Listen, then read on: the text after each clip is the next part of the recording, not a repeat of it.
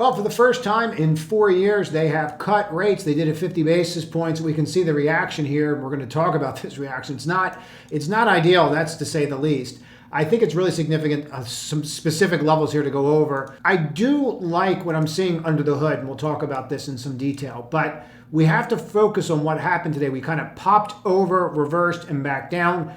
And if what we want to do is just take this on a minute by minute, blow by blow. So we're going to watch that level coming straight across. We all know where we are. And then just look at this and watch how we fought that area. Now, right off the rip, you get that pop. You always get this pop. That pop, in my opinion, should be marked. Now, how I tend to mark it and how we do it in the community is this. We just take it, we drop an anchor VWAP on it, and we want to see what's going on out there. Meaning I want to see where all the players are that bought that bar. The other thing that you can do with it is just drop a volume profile right on that bar. And it'll tell you a lot. Now you see that line you were sitting right there that we just had from earlier that was sitting right here? That was that daily line that I drew. You come here to the 1 minute and look at how that daily line, I'm going to take it out now, but look at how that daily line fits with point of control off a 1 minute bar. Isn't that crazy how that works? So what we're seeing here is point of control, and point of control is very different than what you see with VWAP. VWAP is the volume weighted average price. Take all of this from a specific time and then average it all together. So you're taking all this and you're coming up with this. Point of control is where everybody is at,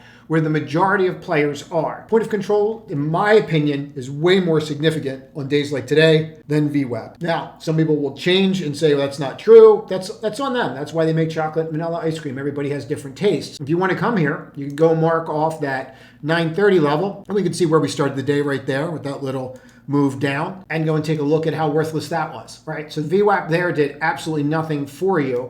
I would argue that watching the point of control did more for you than anything else today. And you can watch the bounces off that level, how you held support, how it became a battleground, what happened when it rejected up there into the end of the day. And you can just see how we completely matumboed over and over and over again. So when you see this level and you see those battles, that's why. And all that just from marking one 1 minute bar. If you get in this habit, it can really save you a lot of heartache. But this is what we have. And what we never really want to see here is we never really want to see that breakdown. Now, he had some gems in his speech today, to say the least, even wrapping up with, yeah, I know we did 50 basis points, but don't keep expecting that. I really don't know where that was coming from, but you might want to watch the speech a little bit if you have the time. There were some real zingers in there. The bottom line here is we're going to go through how many times that he's done 50 basis points before, meaning whoever was the chair and the reasons for doing it, and then what happened. There's never been a case, just so we're clear on this, where they have done 50 basis points in cuts and it wasn't either an emergency meeting or there wasn't a recession. Ever. It's never happened. So this time is different, right? I kind of think it is, and I'm going to walk you through why, and I want your comments on it because I'm really curious about it. But I would leave this mark on. Now, if I overlay this with something as simplistic as just taking a look at the 4 hour, and this is where it gets really important. See these bars? These become definitive bars on 4 hour charts, on daily charts too, but really, when you have a 4 hour bar like that takes out and encompasses everything else that was going on since Monday, this bar is what I call in control. That is a control bar. So what you want to do is you want to watch this and then go from there. From my perspective, and then I just want to make sure that this is set up properly, my perspective in looking at this and just taking this out of context the way it is, you've completely encapsulated here, so you're going to want to pay attention to that particular bar. Now, if I go here, and then of course, mark off this level again, you can see that right there, okay? This is something to me that's very, very important, because if you start to roll here, you're going to have some issues. One of the things I really like to use here is I have this private cloud system that I use, and I'm going to drop this to an hourly for a second, and I just want to show you what's going on. So if I drop to that, and then we'll blow this up, you can see right here that you have now broken the main cloud, and you're starting to point down. Now, you need to get above this, so what I want to watch is this 57.05, okay, 57.05, and then from there, if we watch that level, take this all off, you can see that that is a level of significance. Also, you can see how we played around with that at 11 o'clock today, all that noise, and you couldn't get through it. I can't stress enough how important this is. If you take a look at something like the 10-year today, we're going to go back to a bear chart here for a second, and the fact that you tried to sell off and then we rallied rather, and then we sold off on this news, it's kind of telling. Now we're going to get into the dot plot. We're going to get into how many rate cuts are left. It's pretty staggering when you look at the data and what they're suggesting is left. But how did we fare overall? And the easiest way to look at this is not just the NQ, But go and take a look at the sectors. And what we'll do is we'll take a look at 39 different sectors and we'll view exactly how this happened. So from here, we'll take TNX, and what I'll do is I'll make that a line, and then I'm going to drop this to IWM. So I'm not going to have time to edit this, so you're just going to have to do that with me. And then we're going to drop this to a 1 minute. Now, this is where I always think it's fascinating, but if I go to the 18th and I start the day, you can see what happened here, and you can see how things changed, right? You can all see the moves. So what we do is we go to 2 o'clock and we go, okay, from 2 o'clock, it changed drastically. What was down is no longer the issue. What was up is no longer the issue. And so what we do is we go from that 2 o'clock to here, and we just take a look and go, okay, well, what wound up closing up or down from that time? And it's not really, let me just go to this and do it this back so that we can actually see them. For some reason, when I do that, they put these in a really kind of weird spot where they make them a different color. But if you take a look here and you look what's going on, well, you can see we got pretty defensive, but you also have the commodities that were rocking and rolling. And so we're going to have to try to figure out what's going on there and why that's a big issue. I'm not really sure, but commodity prices are going higher. Utilities looked like it tried to rally. But if we start here and we took this level, and again, this is from that cut from here over. So we're taking from 2 o'clock on, and we're going to just mark it, right? And what we're going to do from 2 o'clock on is we're going to mark that 0. There it is right there. And let's just get this all the way back to that 2 o'clock. And so here we are. Get that back up here, and you're just going to have to deal with it. And then we look at that and go, okay, what's up? Utilities barely. If we're looking at this, some other names, but really what was leading? Commodities. Why are commodities leading? And this is where I think it's fascinating. What if by cutting rates, they reinflate everything? Okay, what if they actually cause reinflation? And this is something that could actually happen. Let's take a look at what happened, the times that this has happened in the past, and then how this usually plays out, and are we seeing signs of recession? So this would be a great time to do some comparisons. January, people are going to say, oh, it's just like January 2001. We're going to go through a bunch of examples tonight, but this was the first cut right after the big tech boom, and that was 50 basis points. And I think it's important to see where we did 50 basis points before and then compare the economies. And this will give us a better understanding instead of guessing. Next, September 18th, 2007. And of course, we know what this was. This is when we got into the great financial crisis, and you can just see after that, it was cut after cut after cut after cut. I guess some people are equating this because of how they're talking about how many more cuts we're going to do on the dot plot, and we're going to talk about that. But also, I think it's interesting that we had some dissension this time around. And that takes us into the third time where we've seen something like this. Now, here's, again, where I think this gets interesting. This was, an emergency meeting kind of situation, and they cut 50. So we're seeing it on emergency meeting situations. It is extremely rare for them to start off like this. And this is a little bit why we're spooked. And now we're starting out 4 years later, and here we are with that 50 basis point. And really what they should have done was July. Now, all he really had to come out and say today was a couple key things about, yeah, maybe we should have done it in July. We didn't. In an abundance of caution, we're going to do 50 basis points and go from there. But that's not what he said. And the dot plot's telling a different story. And we're going to compare the dot plot because this is pretty important to get the concept. But what are we even looking at? And I think it's important. I always try to make people understand what they're looking at.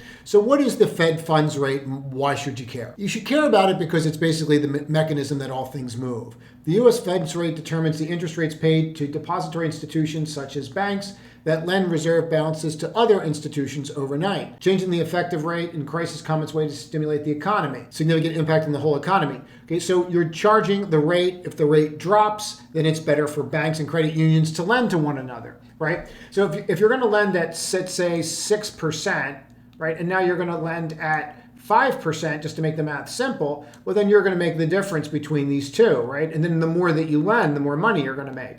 All right, just think about it that way. This is why they always say, are we restrictive? Are we easing financial conditions? Are we restrictive of them? And this is from 1954 on, and you can see down here that 0 and then all the way up, and then we come all the way to where you were in the 80s, and then we just come all the way down. And now what you had was the first, in my opinion, higher high that you've had in decades. You really haven't had one. You did here for a little bit, but that was it. So this is something new that we just really haven't seen. And we got to this level of 06, 07, which again, people are equating this time to, but you got right there on the Fed funds rate. And then what did you do? You stopped. But again, you don't really have that many higher highs here. And we have one now. And I think that's important to note. And we'll go from there and see how it goes. But we have to go through all this data, but just to understand it. So this is not normal to start off with 50 basis points. Let's just all get that concept. And these are the kinds of headlines we're seeing everywhere. They're going to be all over the news tonight. They're going to hit the papers tomorrow morning, and people are going to act on it. You're cutting interest rates for the first time in 4 years. What's it mean to you? This is going to be in everybody's face. And people that know are going to go, wait a minute, you just cut 50 basis points? The last time you did this was the pandemic. Last time you did this was the great financial crisis. Last time you did this was the tech bust. Now, in front of you is just a very simple graph by Forbes, and I just thought it was interesting. When you cut here, you had a recession. When you cut here, you had a recession. When you cut here, you had a recession.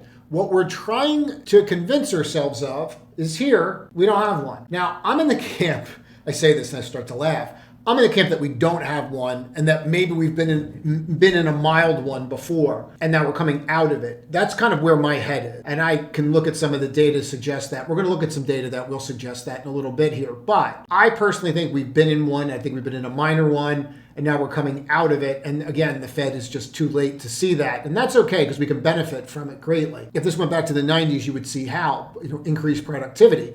But I think it's very important to note that 01 was when we came out of the rip and it was 50 basis points. 07, out of the rip, 50 basis points. Pandemic, out of the rip, 50 basis points. All three of these, when you did the 50 basis points, it was a recession. So you can see why people here are going to be concerned that you have a recession. It just makes sense that, hey, your antenna should go up. It doesn't mean you're right or wrong. But if it's not even a question, then that's a mistake. It has to be on the table. Now, this line to me was really telling, and I wanted to get it out there. We concluded that this was the right thing to do for the economy and the people we serve. I can't remember the last time he used the words, the people we serve. So this lends to me that this is more of a political statement. Well, we serve the people. When was the last time that he ever said anything like we serve the people? All right. He always would come out with his dual mandate statement. And we had a dual mandate. We have to get inflation under control and we have to worry about the labor market. This job done, period. Now they're concerned about the labor market. We'll get into that in a second here.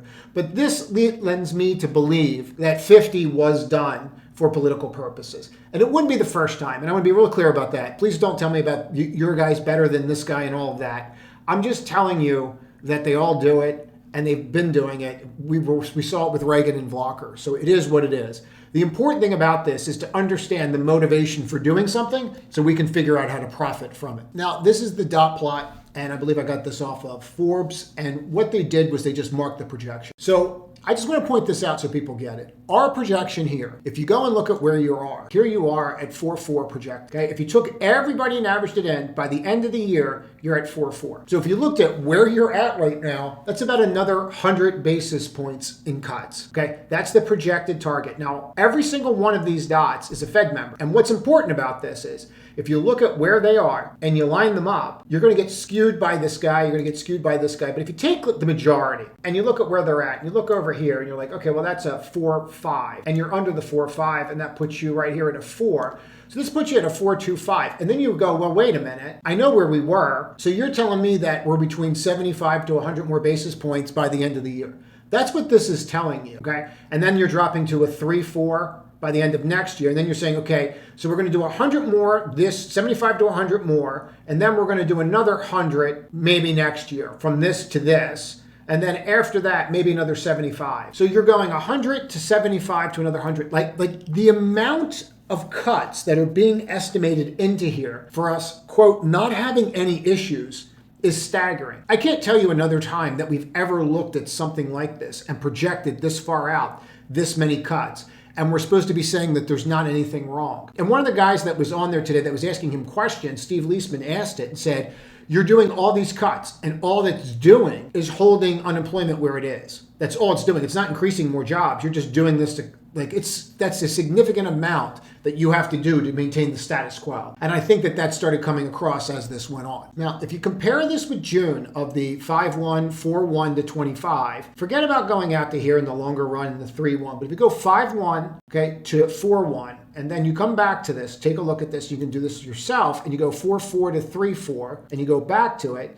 you can see 3.4, you're dropping another 60, and you're dropping another 60. So that's telling you between this dot plot and the past one, everybody has shifted drastically. You can see the main line here was around that 5, okay? And now we're more down to this level on this. So we've dropped dramatically, and you should be aware of that. Now, besides these huge drops, these slides that I'm about to go through, these slides are from Apollo. And Apollo has a guy there that's extremely smart, and I like their head economist. He does a really good job. And I just want to point out a couple things, and then you can do with this what you want to do with it. So the last two times that they cut 50 basis points was right here, okay? And we actually, well, it's right around here is where they cut. And then they were cutting the whole way down into this. And then this is where corporate profits. This is where they cut somewhere in March, right around here. And then this is where corporate profits did. The problem I have with this is we already saw the decline in corporate profits when they were cutting. And we saw it here too. We already started seeing the corporate profits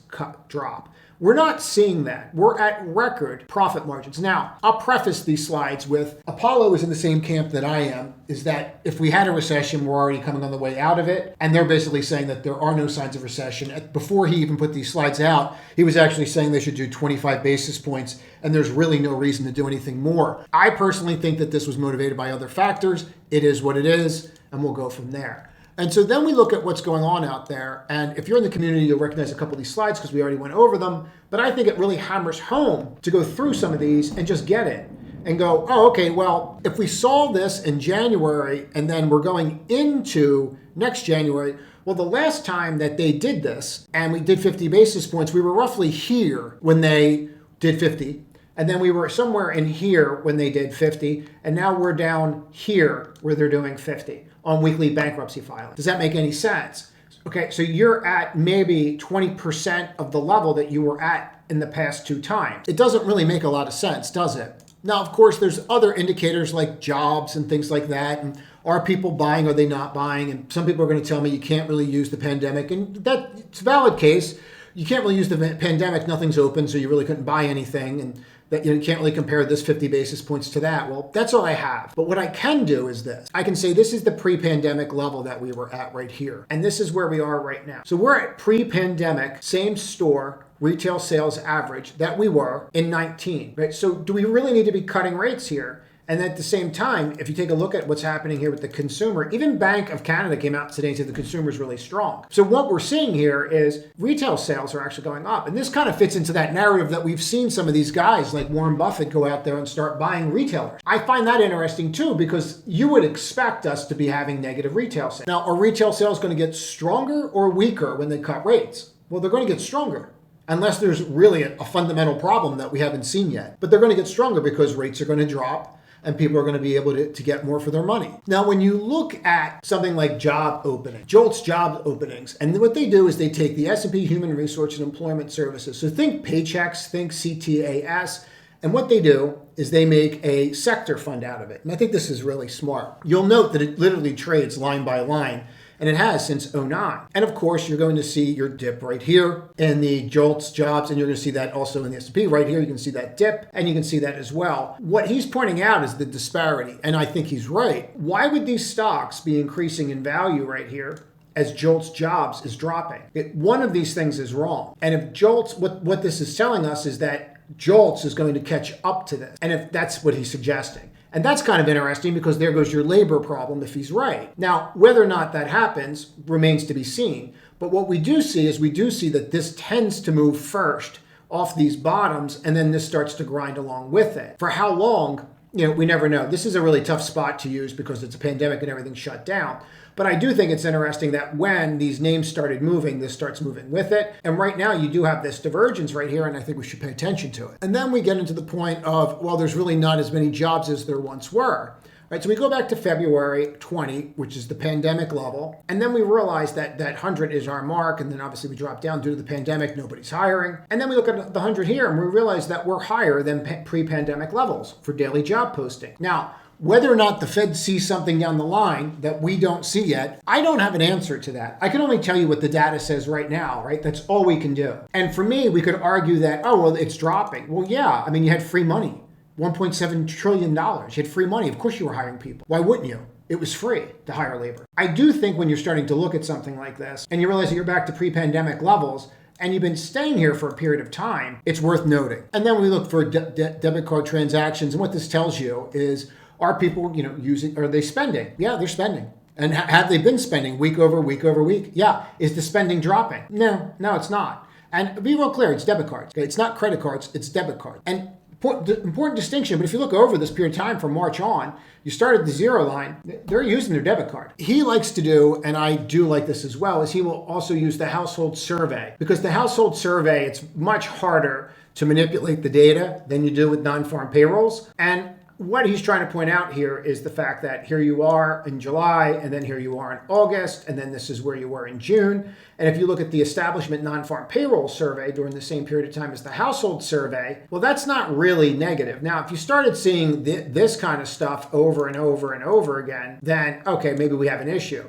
You're not seeing that. What I will point out about this, and I would concede, is that if I took this August 23rd and I compared it to this August 24th, that is clearly lower. And if I do year-over-year comparison, I mean, you have to call duck a duck. Like, they're not great, right? So if you're doing that June, July, August comparison, you'd have to say, well, we had a much stronger, robust market here in employment, in the household survey, and in non-farm payrolls than we did here. Nonetheless, this is where we're at right now, and now we know that those non-farm payrolls were pretty much just a disaster anyway. But comparing apples to apples, this is where we're at. And yes, it's still positive, but is it as good as it was a year ago? No. Could that be an issue? It might be, and I think it's something that we have to consider. Now, one of the number one things that I will look at to determine if we're going to have a problem or not is default rate. And one of the core things that I look at with default rates is just where are we at? So here they're showing levered loan default rate, okay? And amount of the total outstanding and the total issuers, right? And you can see the difference between the dollar of defaults and the number of defaults. And that's what the lines represent. And if we just go back to 17 and we're at that 2%, and then you come here and go, well, then, okay, so our default rate on the number of defaults and the dollar of defaults is about half of where we were before. So that's not exactly, again, a ringing endorsement. Now, there was a period in time